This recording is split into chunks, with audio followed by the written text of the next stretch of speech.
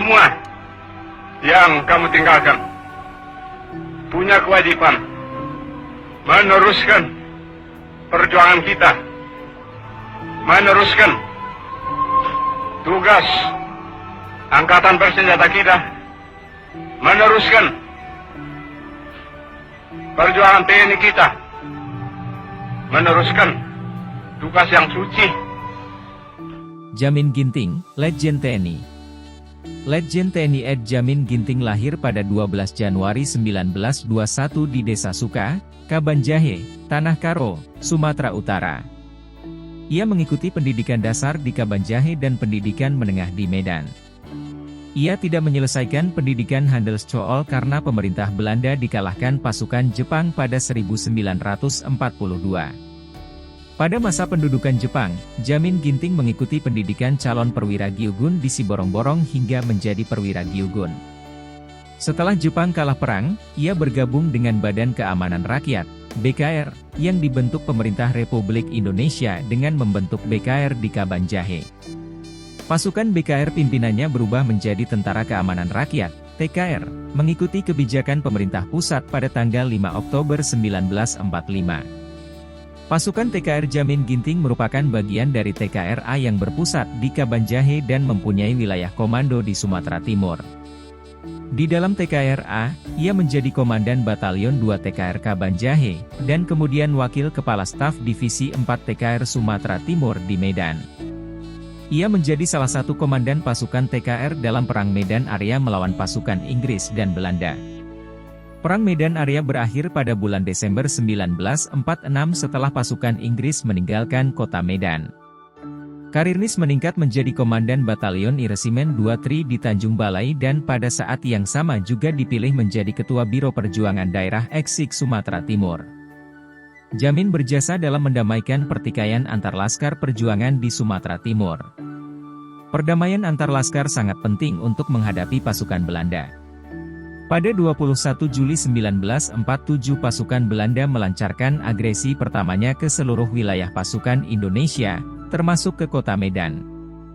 Jamin memimpin perlawanan terhadap pasukan Belanda di front Tanah Karo seperti Sibolangit, Pancur Batu, Tuntungan, Merek, dan Seribu Dolok.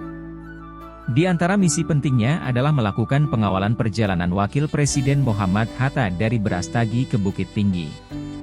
Pada saat itu, rute Brastagi-Bukit Tinggi telah dikuasai pasukan Belanda.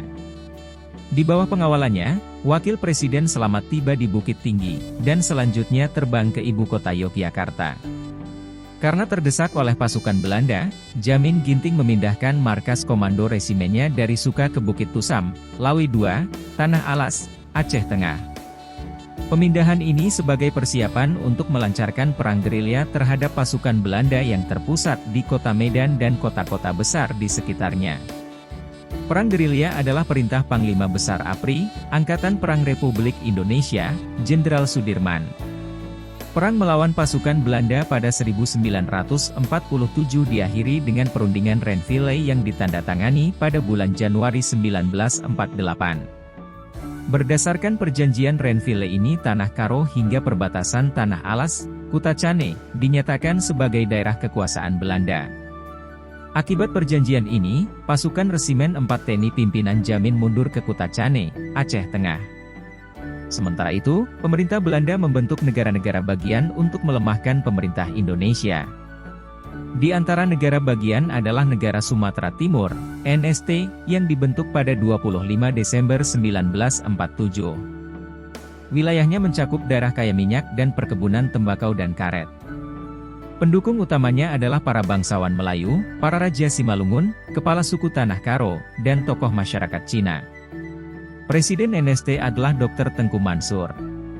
Pembentukan NST menciptakan segitiga pasukan tempur di Sumatera Timur, yakni pasukan Indonesia, NST, dan Belanda. Namun pasukan NST seringkali bergabung dengan pasukan Belanda menggempur pasukan Indonesia. Pasukan Jamin Ginting merupakan bagian dari pasukan Indonesia yang berjuang di Sumatera Timur, kini Provinsi Sumatera Utara. Perhitungan Panglima APRI bahwa pasukan Belanda akan melancarkan agresi militernya yang kedua menjadi kenyataan.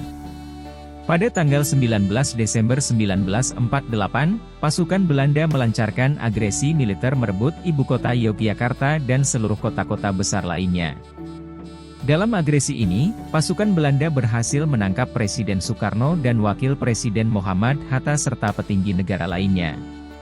Panglima Sudirman tidak menyerah, tetapi melanjutkan perjuangan gerilya dengan keluar dari ibu kota Yogyakarta. Sesuai perintahnya, Jamin Ginting melancarkan perang gerilya terhadap pasukan Belanda yang berpusat di kota Medan. Pada 23 Desember 1948, pasukan Jamin menyerang pos terdepan pasukan Belanda di Tanah Karo yang berbatasan langsung dengan Tanah Alas. Pasukannya dapat menguasai pos militer Belanda di Madinding dan Laubaleng. Memasuki tahun 1949, pasukan Jamin menyergap konvoi pasukan Belanda di Tiga Kicat dekat Kampung Beras Tepu.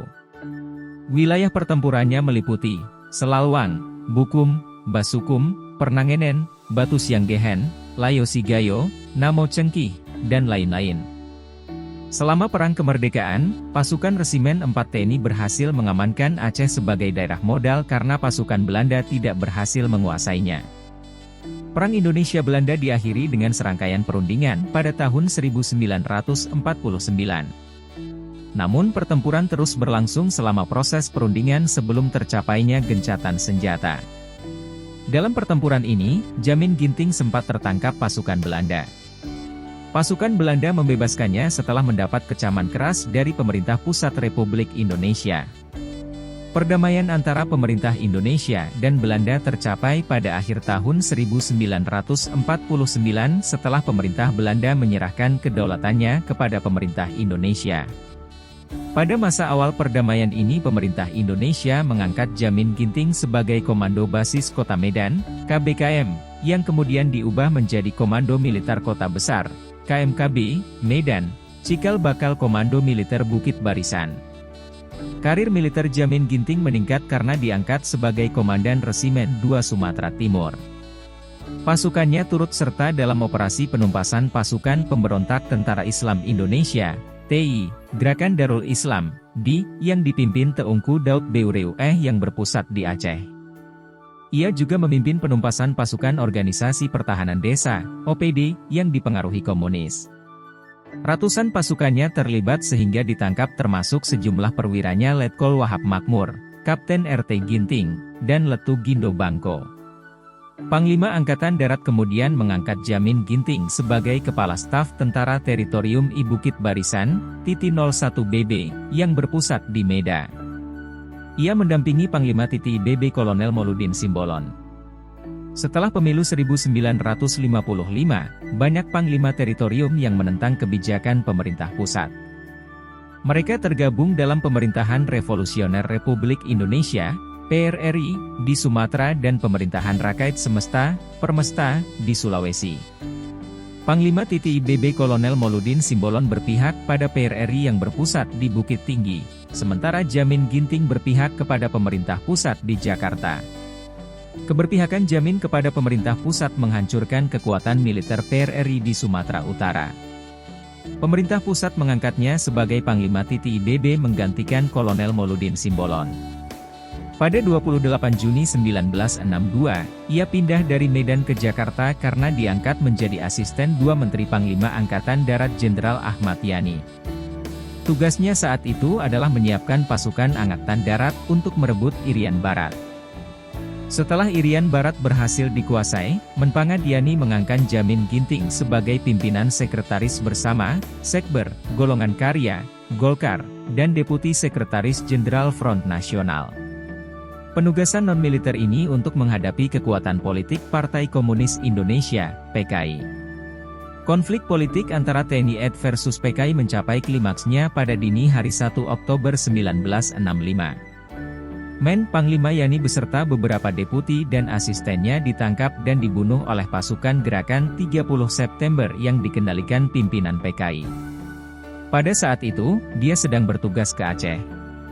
Setibanya di Jakarta, ia melapor pada Panglima Kostrad Maijen Soeharto dan bergabung menghancurkan PKI. Soeharto mengangkatnya sebagai Inspektur Jenderal Angkatan Darat. Setelah itu ia diangkat menjadi Sekretaris Presiden, Kepala Kabinet Presiden merangkap Wakil Sekretaris Negara. Pada tahun 1968, pejabat Presiden Soeharto mengangkatnya sebagai anggota DPR GR dan MPRS mewakili eksponen Angkatan 45. Jabatan terakhirnya adalah Duta Besar Berkuasa Penuh Republik Indonesia di Kanada. Ia meninggal dunia pada 23 Oktober 1974 di Ottawa, Kanada, dalam menjalankan tugasnya dan dimakamkan di Taman Makam Pahlawan Kalibata, Jakarta. Holas! Selamat datang di Hita Batak Channel. Terima kasih kepada seluruh pendukung dan penggemar setia Hita Batak Channel. Dokonon masongon na niro ni na tua-tua. Pauk-pauk kudali mapago-pago taruli. Na tading taulahi na sega tapauli. Jadi molati madihamu na ni haholongan. Damang dohot dainang. Iboto dohot hahanggi. Nang man-subscribe channelon. Mula dong pinahurang bamasipatureang mahita. Asa anggiat lam tumajuna bang sumatakon. Selamat menonton.